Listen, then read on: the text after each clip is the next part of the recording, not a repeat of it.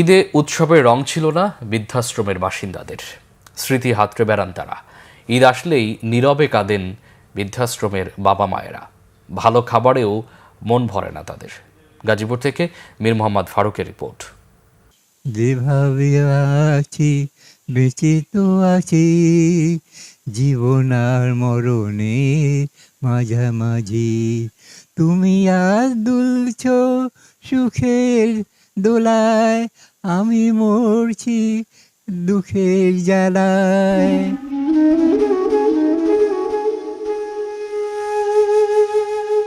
ঈদের শুভেচ্ছা জানিয়ে কেমন আছেন প্রশ্ন করতেই গান গেয়ে মনের কষ্টের কথা জানালেন ফজলুল হক।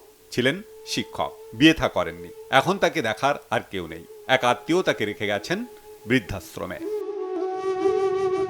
গাজীপুরের হোতাপাড়া মণিপুর এলাকায় বয়স্ক পুনর্বাসন কেন্দ্রে ঠাঁই হয়েছে তার মতো আরো প্রায় 200 জনের। কেউ এসেছেন স্বেচ্ছায়, আবার কেউ পরিস্থিতি ও সন্তানদের অবহেলার শিকার। ঈদের দিন একাকিত্ব আরো বেশি কাঁদিয়েছে তাদের। বৃদ্ধাশ্রমের 4 দেয়ালে যেন কষ্টের আর্তনাদ। জীবনের শেষ মুহূর্ত এসব হতভাগ্যের কাটছে পরিবার পরিজন ছেড়ে, বুকে পাথর চাপা দিয়ে।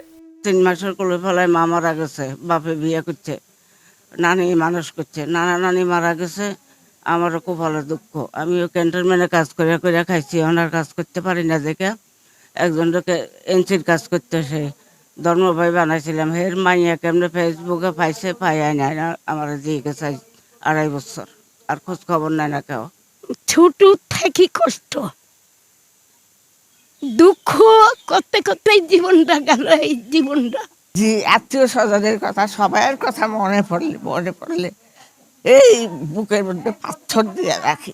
কি করবো বাবা? আমার একটা সন্তান, তাকে ছাড়া আমার ঈদ করতে কষ্টই হয়েছে, কিন্তু সেই কষ্টটাকে আমি লাঘব করার চেষ্টা করতেছি এদের মধ্য দিয়ে। ওদের পালছি, মানুষ করছি, ওদের সন্তানও তো পালতে হবে, ওইটা তো ওদের দায়িত্ব দিয়ে দিছি। এখন আমার পরকালে চিন্তা, আমারটা আমি করব। এখন আল্লাহর কাছে কি দুনিয়ায় পাঠাইছে, আমি কি জবাব দেব, কি করছি দুনিয়ায়। এই জন্য মা নাই, বাপ নাই, ভাই নাই, বোন নাই, ছেলে সন্তান নাই, বউ নাই, এই ভাতৃ জামাই দিয়ে গেছে। সন্তানের মতো আদর ভালোবাসার পূর্ণতা দিতে না পারলেও কিছুটা হলেও আনন্দ ও সেবা করে তাদের দুঃখ ঘোচানোর চেষ্টা করেন বয়স্ক পুনর্বাসন কেন্দ্রের কর্মকর্তারা। আমরা মোটামুটি প্রায় সবই দিই, শুধুমাত্র তাদের যে আত্মার যে কষ্টগুলো থাকে, যে একটা সন্তান, প্রত্যেকটা মানুষই তো চায় যে আমার সন্তানের সাথে ঈদ করবো। যেমন আমি মা, আমার 2টা বাচ্চা, তো আমার বাচ্চা 2টা যখন আমার কাছে থাকবে না, আমারও তো খারাপ লাগবে। আমার সব কিছু থাকলো কিন্তু আমার বাচ্চাগুলো নাই, আমার কিন্তু হাহাকার লাগবে। তো তাদের ভেতরের এই কষ্টটাই আমরা বিলুপ্ত করতে পারি না, তাছাড়া আমরা কিন্তু সবই দিই। ঈদ উপলক্ষে তাদের দেয়া হয় নতুন জামা কাপড় আর নানা রকম সুস্বাদু খাবার। ঈদে যেমন আমরা বাড়িতে ফ্যামিলিতে যেভাবে নেই, আমরা ভাই বোন ছেলে মেয়ে বাবা মা আত্মীয় স্বজন দাদা দাদি সবাইকে নিয়ে ঠিক এখানে ওনাদের জন্য সেই ব্যবস্থা নেই। যেমন ঈদে ওনাদের সকালবেলা ওনাদের সবাইকে নতুন পোশাক পরানো হয়, সবাইকে গোসল টোসল যারা নিজেরা না পারে তাদেরকে আয়ারা গোসল টোসল করায়, কাপড় চোপড় পরায়, আপনার আতর সুরমা লাগায় দিয়ে তাদেরকে বসায় রাখে। পুরুষদেরকে এইভাবে মাঠে পাঠার, মাঠ তো নেই, আমাদের মসজিদেই আমাদের জামাত হয়। পুরুষরা সবাই মসজিদে জামাতে যায়, মহিলার সবাই কাপড় চোপড় পরে ডাইনিংয়ে বসে সেমাই খায়। ভালো খাবার পেলেও ঈদে উৎসবের রং ছিল না বৃদ্ধাশ্রমের বাসিন্দাদের। Bangla vision news desk.